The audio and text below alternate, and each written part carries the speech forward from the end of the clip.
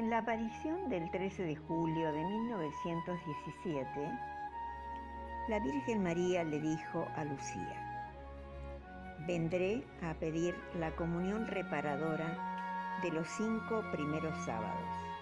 María cumple la promesa de los 5 sábados el 10 de diciembre de 1925.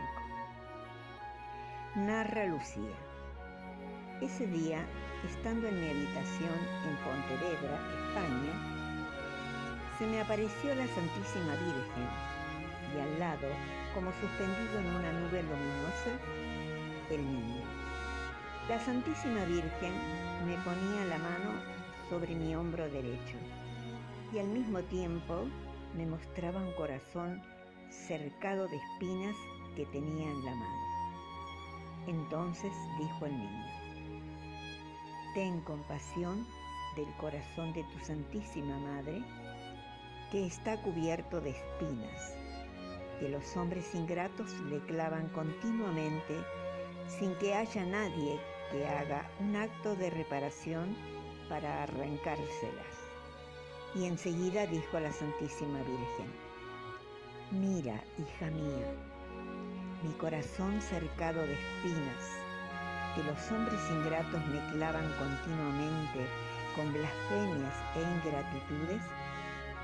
Tú, al menos, procura consolarme y di que a todos aquellos que durante 5 meses seguidos, en el primer sábado, se confiesen y reciban la Santa Comunión, recen el Santo Rosario y me hagan 15 minutos de compañía meditando en los misterios del Rosario, con el fin de desagraviarme, yo prometo asistirlos en la hora de la muerte con todas las gracias necesarias para su salvación. La salvación de las almas, especialmente de aquellas que más lo necesitan, arrebatándolas del fuego del infierno que las amenaza, es la intención principal de la práctica de los 5 primeros sábados del mes. La misma intención que Nuestra Señora ya había indicado el 19 de agosto de 1917, cuando invitó con urgencia a los 3 pastorcitos a orar y hacer sacrificios. Rezad mucho y haced sacrificios por los pecadores, pues van muchas almas al infierno por no haber quien se sacrifique y pida por ellas.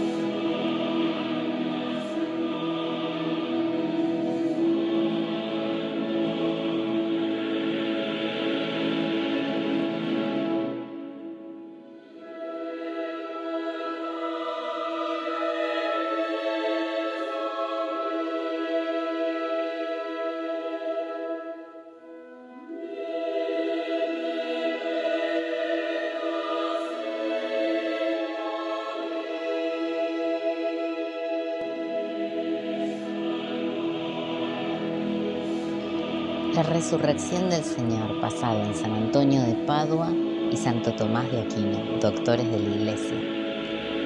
En la resurrección, la humanidad de Cristo floreció como la vara de Aarón.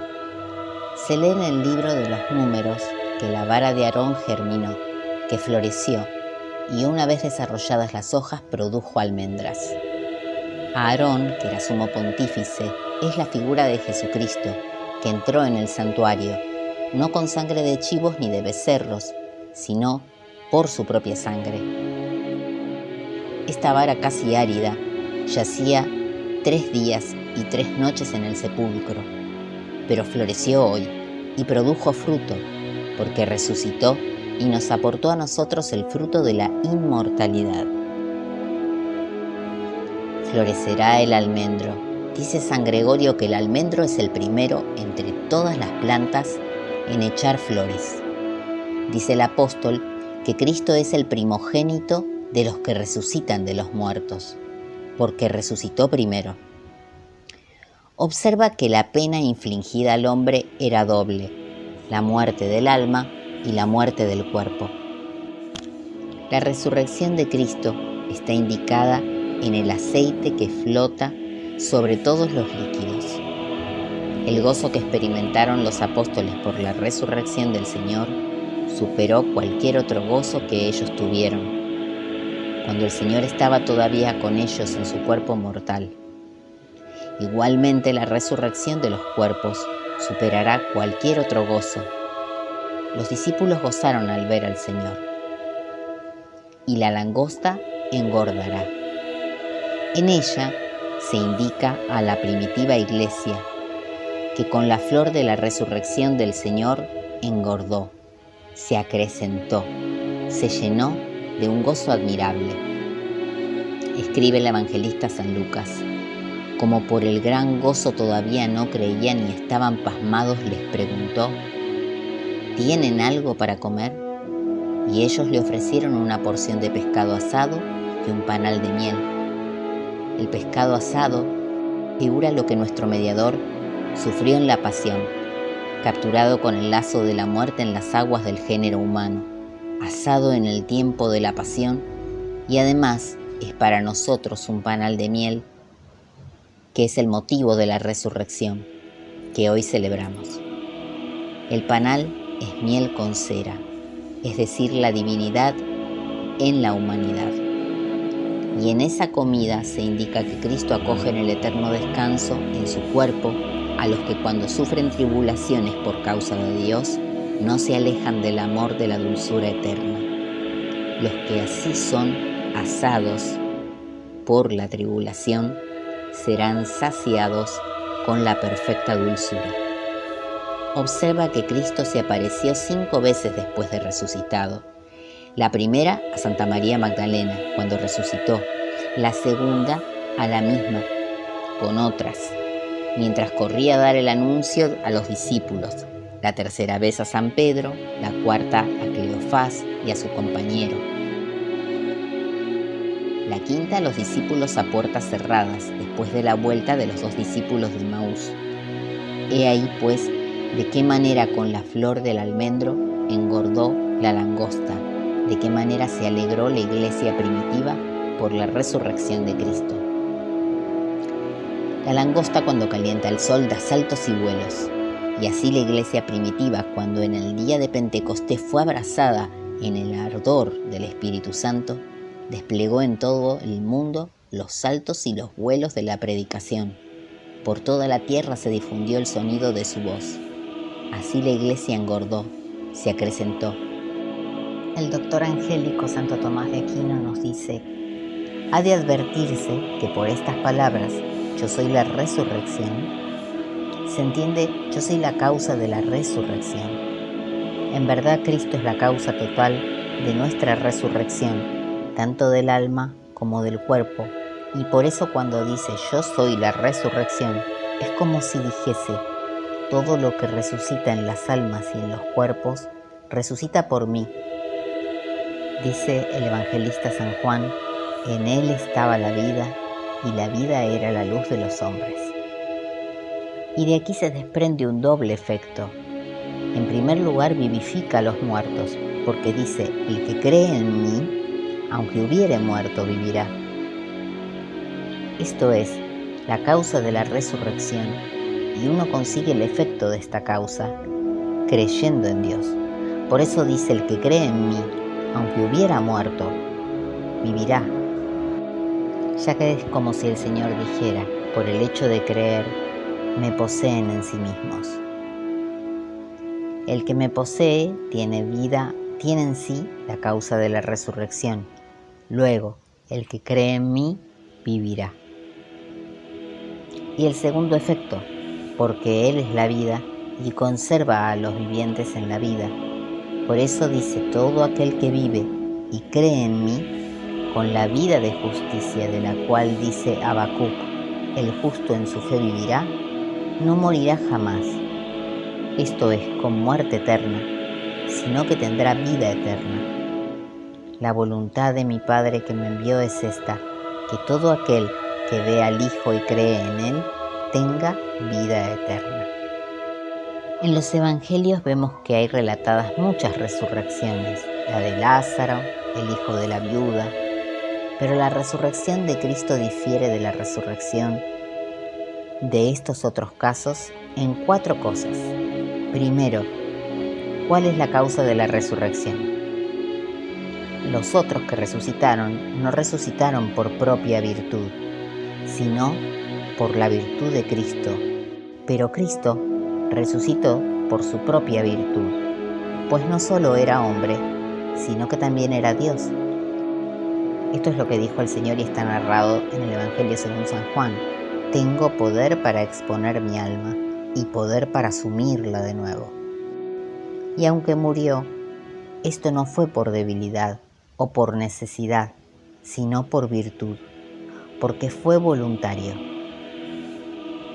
Y esto es claro, pues cuando expiró, clamó con una gran voz, cosa que no pueden hacer otros moribundos, que mueren en debilidad, por lo cual el centurión dijo: verdaderamente este era Hijo de Dios. En segundo lugar, difiere de estas otras resurrecciones en cuanto a la vida a la que resucitó, porque Cristo resucitó a una vida gloriosa e incorruptible, pero los otros resucitaron a la misma vida, a la que tenían antes, y eso se ve en el caso de Lázaro y de los demás. En tercer lugar, hay diferencia en cuanto al fruto y la eficacia, porque la virtud de la resurrección de Cristo, y por esa virtud resucitan todos. Muchos cuerpos de los santos que habían muerto resucitaron, nos dice San Mateo.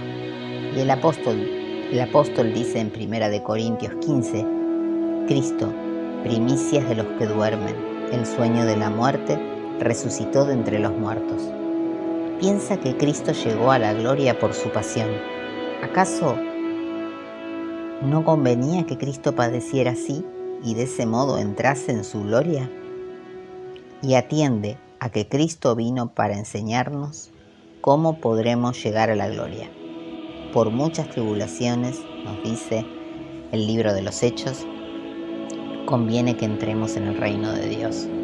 En cuarto lugar, se diferencia en cuanto al tiempo, puesto que la resurrección de los demás se difiere hasta el fin del mundo, a no ser a algunos que se les conceda, como por ejemplo a la Santísima Virgen, el privilegio. Pero Cristo resucitó al tercer día, la razón de lo cual es que la resurrección y la muerte y la natividad de Cristo fueron por nuestra salvación. Por eso resucitó al tercer día, a fin de que se creyese que verdaderamente había estado muerto y para que los discípulos no perdieran la fe. Y de esto podemos concluir 4 cosas para edificarnos. Primero, preocupemos de resurgir espiritualmente de la muerte del alma, en la que incurrimos por el pecado a la vida de la justicia o santidad, que se obtiene por la penitencia. Esa es la resurrección primera. Dichoso el que tiene parte en la resurrección primera.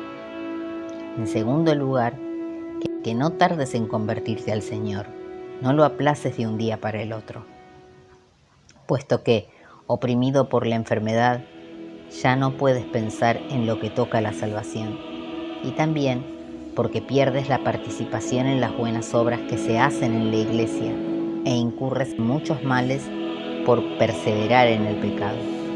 Y además el diablo, cuanto más tiempo te posea, tanto más difícilmente te dejará, como bien lo dice San Beda. En tercer lugar, para que resurjamos a una vida incorruptible, que no muramos de nuevo, esto es, que vivamos en tal propósito de modo que no pequemos en adelante, Cristo resucitando de entre los muertos ya no muere más. La muerte no le volverá a dominar.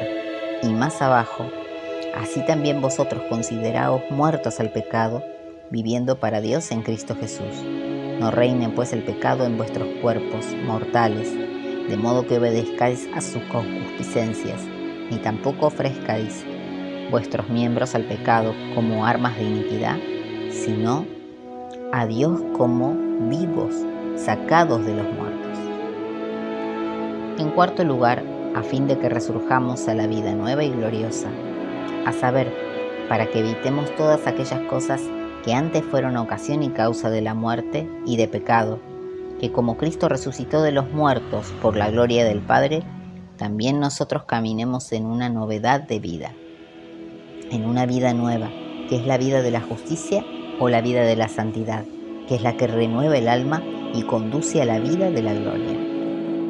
Hemos dicho que Cristo anticipó la resurrección para apoyar nuestra esperanza y que esperáramos resucitar también nosotros.